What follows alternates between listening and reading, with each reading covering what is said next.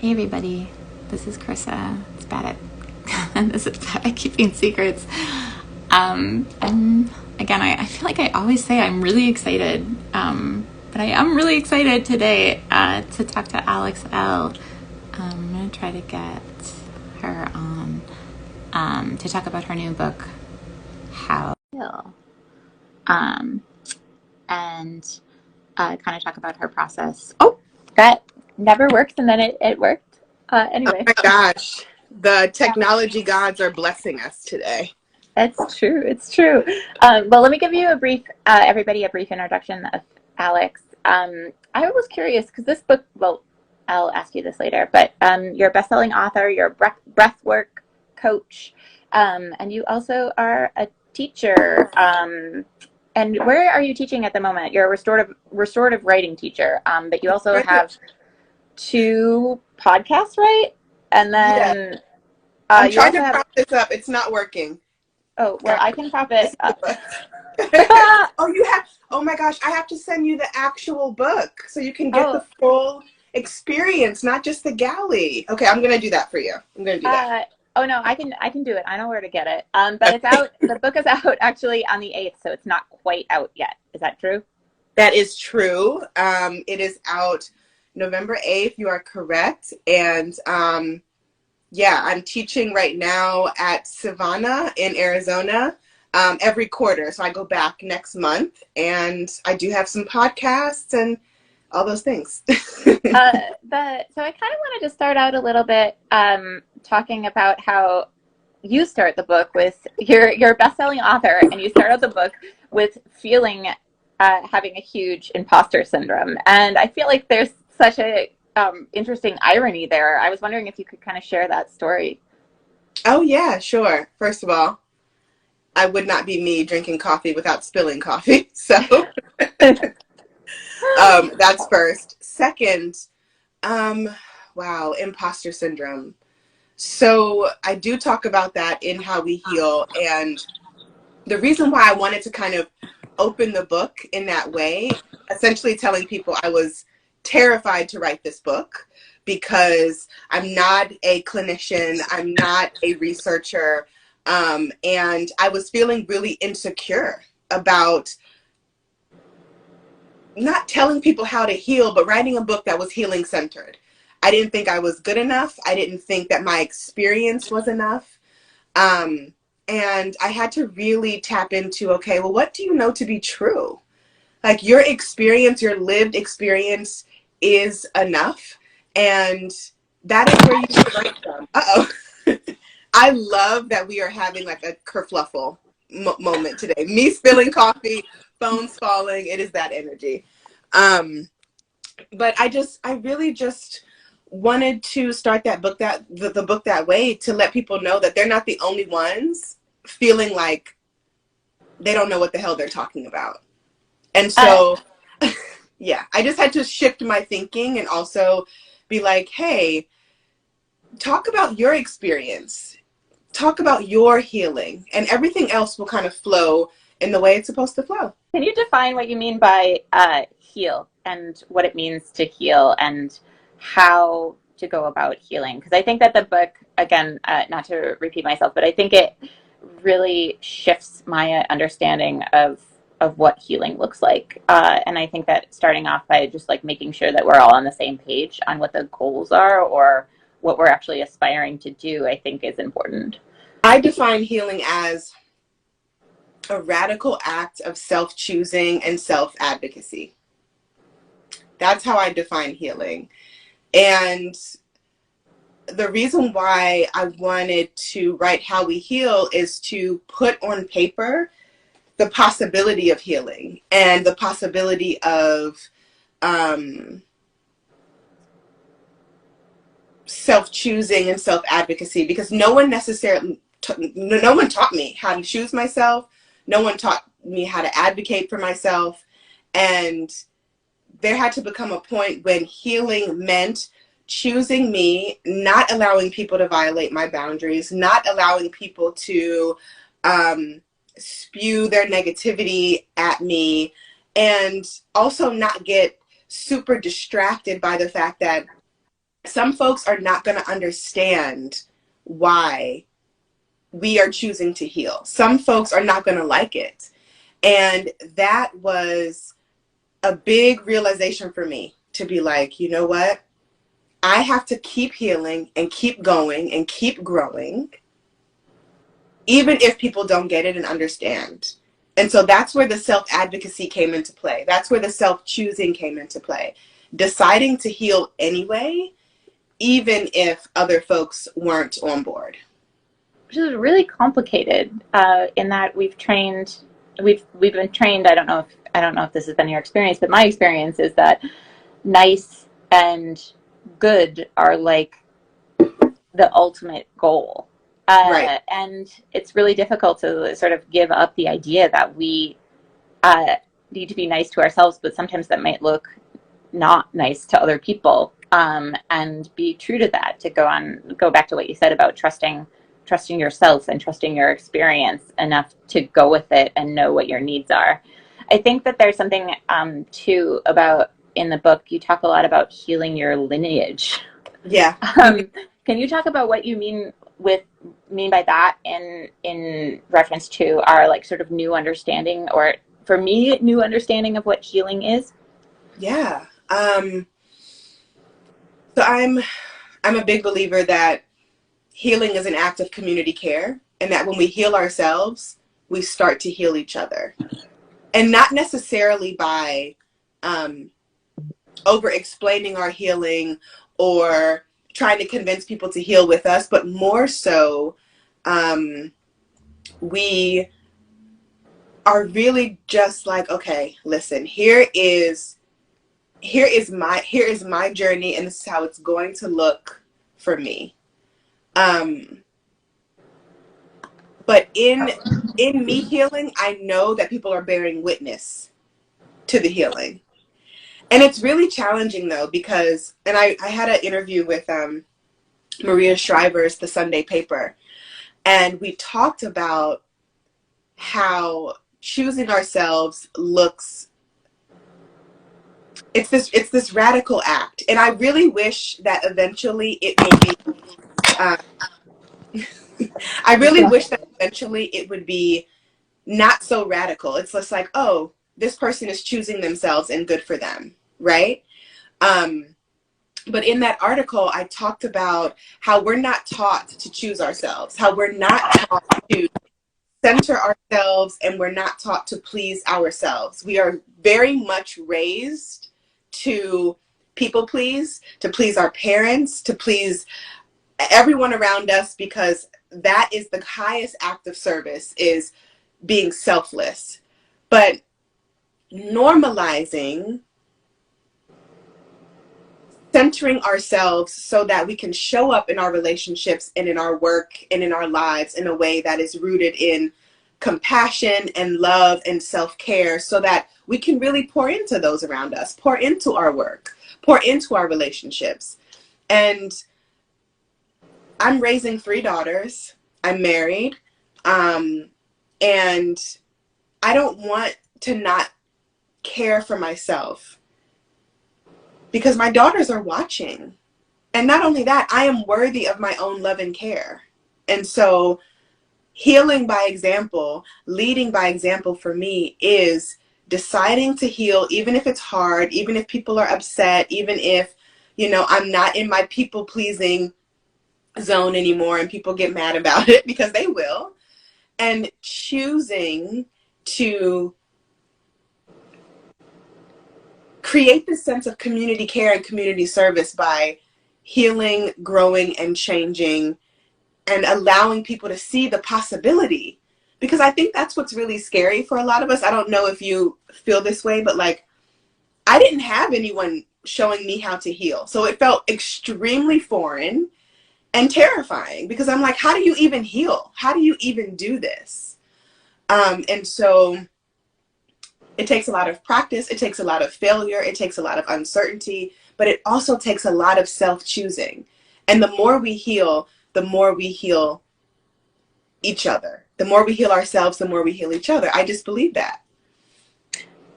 In sort of continuing on that, I think it's this, we learn this sort of this modality of teaching, that teaching has to be through like this sort of lecturer, this like transference of lecturing.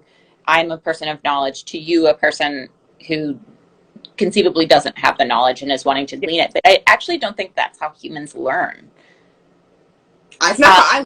Yeah, it's not how I learn either. And I think that thinking about, I was really, in some ways, um, that is the argument that makes me want to heal for my daughter. And I think that it's really beautiful how you dedicate the book um, to your three daughters. Can we talk a little bit about kind of your upbringing, or how, because I think you start the book is divided into four sections. Maybe let's start there. And can you talk about how you kind of segmented or structured how we heal?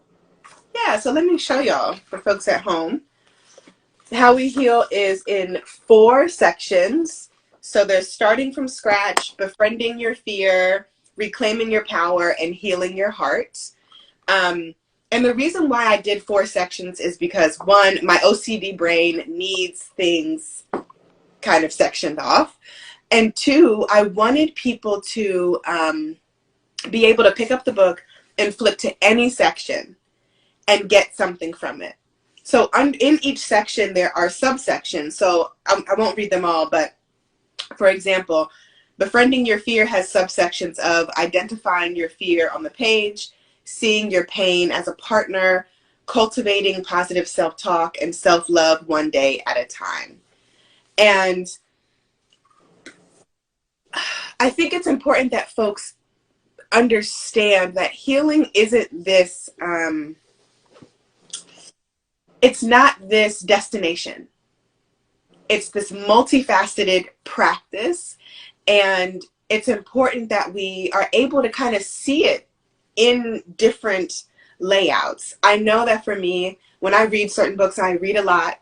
I read a lot of self-help and meditation. I love Pema Chodron's work. Like, she's one of my favorites.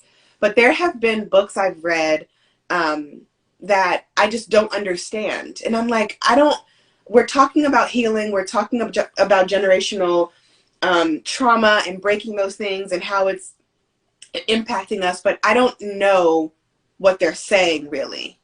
And so I really wanted How We Heal to be an easeful and accessible guide for folks to be able to pick it up and be like, okay, I'm scared right now, so let me go to the Befriending Your Fear chapter and let me see what I need from there. And hopefully the language in there is in layman's terms for all of us, and we can absolutely understand what is in the section. So my favorite section actually is called Reclaiming Your Power, and it's section 3.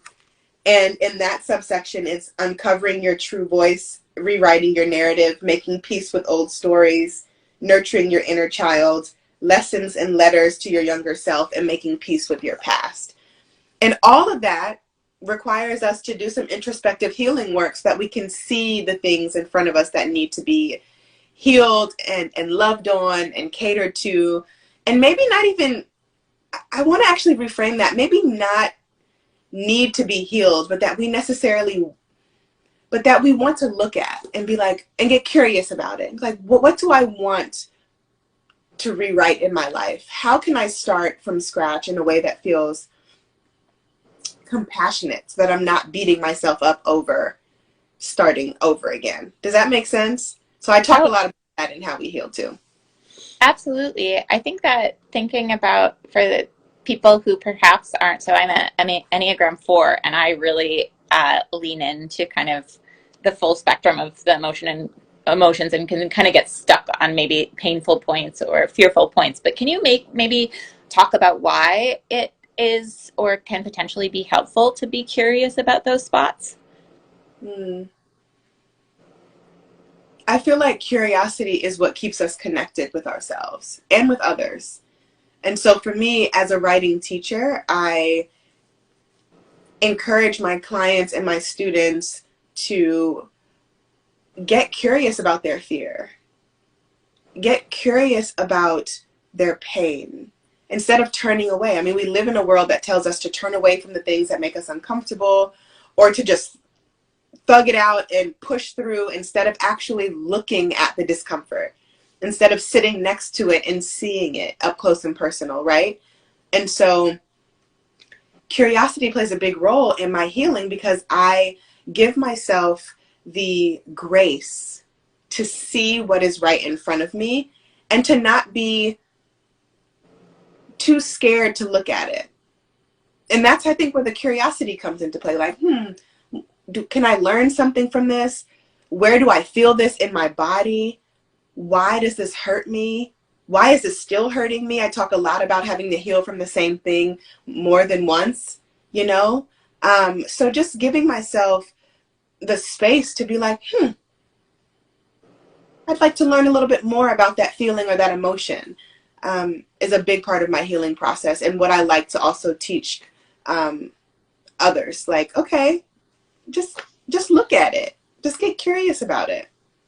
Is there a particular metaphor you would use or you kind of bring up or comes up for you when you think about healing? Because I think about healing as a sort of like wound, like gaping wound, but then it will heal together and there will be no trace. Not that, I mean, Mm. the scars don't exist, but that being the sort of goal. And I feel like, again, that I need to change that. So I'm just selfishly wondering if you have kind of a story or a narrative that you feel like conveys that message that you're comfortable sharing. Yeah.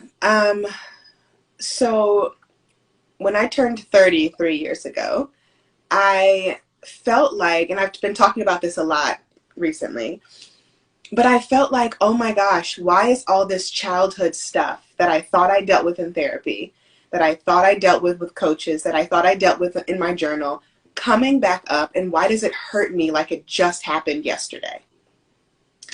And something that I want to say before I dive into that is healing isn't always about closing the wound. Sometimes it's just about tending to it. Healing is also, for me, about centering joy and giving ourselves permission to hold both the hurting and the healing. You know, like, how do we hold the grief and the gratitude, the grief and the joy, right? So I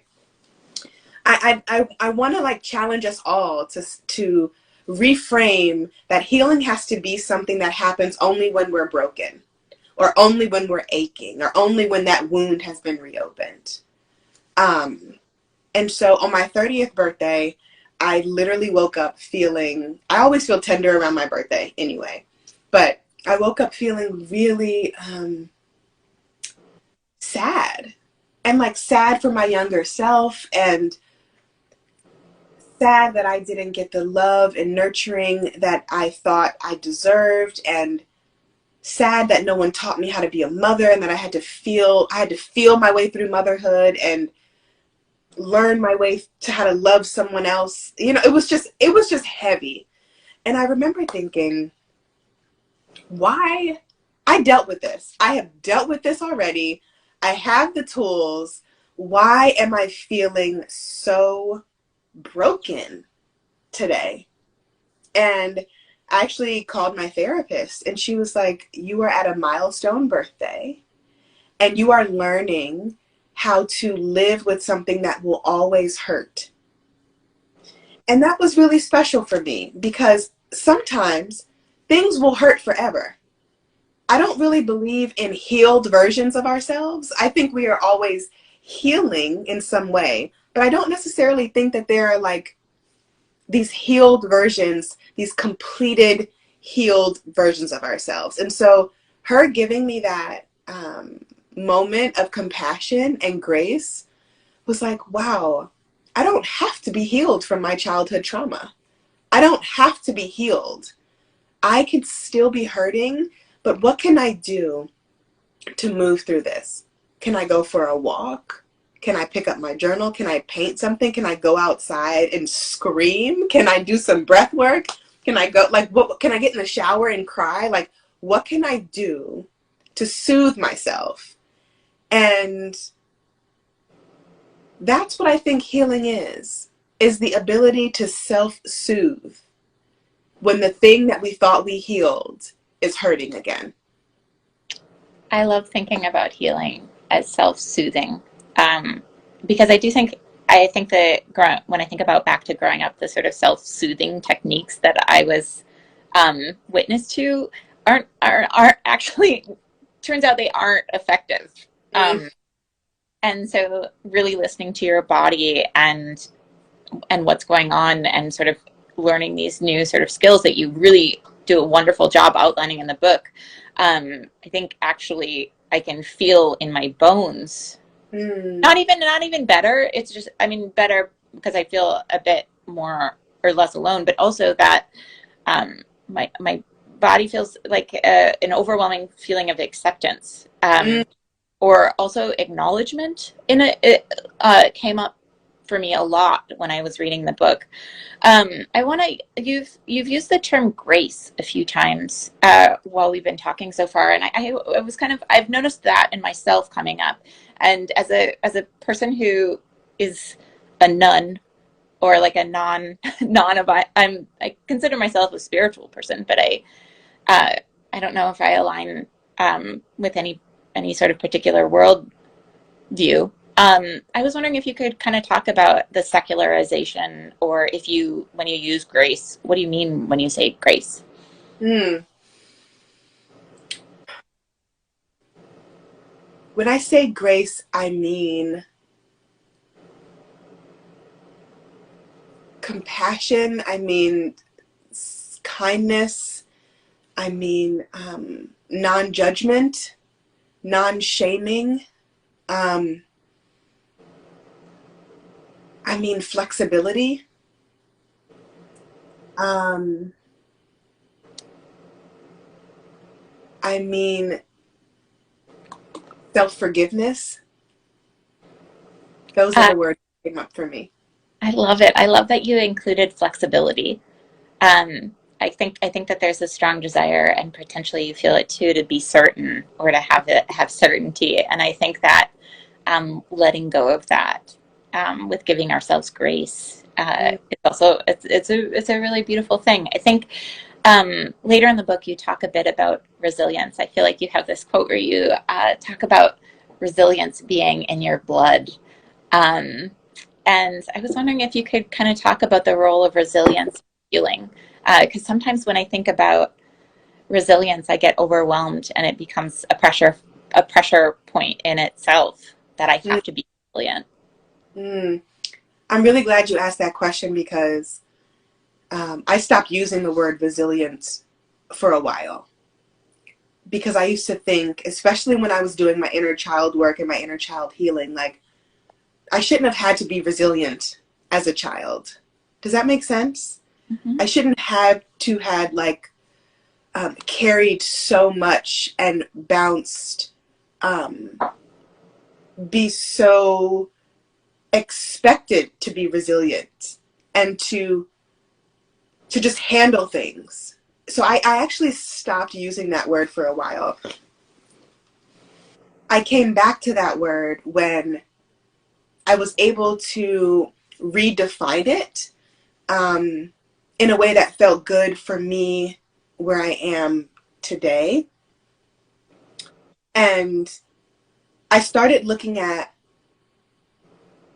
the choice to be resilient, the choosing of resilience. Does that make sense? Yeah. Um, and I don't have to always choose it. I don't have to always be strong. I don't have to always be um, I don't have to always be resilient. But I do know that I came from a line of women who were resilient because they had to be as a means of survival. So I have disassociated the word resilience with survival and reclaimed it for me as a place of choice. Uh, I love that. The disconnecting of survival and resilience, because for me they feel very intertwined, and it feels like almost when I'm choosing, or when I'm feeling like I have to keep going, it's not always the path that I will. I mean, even yeah, I survive. It's a tricky term. I feel like it also. I kind of was curious if you could a little bit elaborate on. So the book has several different authors um, that you invite to talk on each of the four sections, and I think for me it was I wasn't entirely when I started the book I wasn't entirely sure um, how I would feel about the sections, but the sections are wonderful. Yeah. I mean, in part because of who you chose to do the writing. But can you talk a little bit about why you chose these people and what about their work sort of aligns with how we heal? So to be fair and to give clarity, I interviewed those women and I transcribed our conversations. Um, and the reason why I chose some of the women like Chriselle Lim, Nedra Tawwab, Tabitha Brown, Lovie Ajayi Jones, and Lisa Oliveira, not only are those women extremely powerful to me in my life and in my healing, but I believe that healing is multifaceted and is communal, right? And so I didn't want readers to just pick up this book and hear how Alex heals. I wanted readers to pick up this book and see how other folks heal as well. One of the stories in the book, I spoke with Chriselle Lim, and she shares her divorce story with me. And it was so powerful to hear her talk about how she is healing through separation. And I think whoever picks up this book is going to be able to relate to someone, be it me or someone else that I interviewed. And that's the beauty in community care. That's the beauty in healing, is like, it doesn't have to look like one thing. So a lot of my story that I share and a lot of my teachings in here are rooted in writing to heal, because writing really saved my life. But for example, Nedra Tawwab, I interviewed her for the book. Gardening is a way that she heals. Lovie Ajayi Jones talks about how therapy is how she heals. Tabitha Brown talks about having a connection with her deceased mother is how she heals. And so it's like all of this intertwining story of grief and loss and joy and the choosing of resilience, and the underlying message is we are healing together. Megan Rapinoe is in the book as well, and she talks about the addiction that her brother faces and how it's impacted her family and how her family has been healing through that. Talks openly and freely about that very personal thing. And it's just like someone is going to pick this up and be able to resonate with someone from each section. Morgan Harper Nichols is in the book. It's just like, and she heals through art, you know, and she's an autistic woman who just got diagnosed recently in adulthood. And so it's like, when we heal ourselves, again, we heal each other. And that's why healing is an act of community care for me. And that's why I wrote How We Heal. Holding it up again just so you guys can see it. Yeah, well, we just have a couple more minutes left, and I really wanted you to talk a little bit about your practice of writing and writing as healing, because we really didn't talk about that, and it's a huge part of the book and something that I really relate to. And then also I wanted you to talk about finding joy and the importance of or how what part the location of joy or the things that you like or understanding yourself is part of healing. Mm.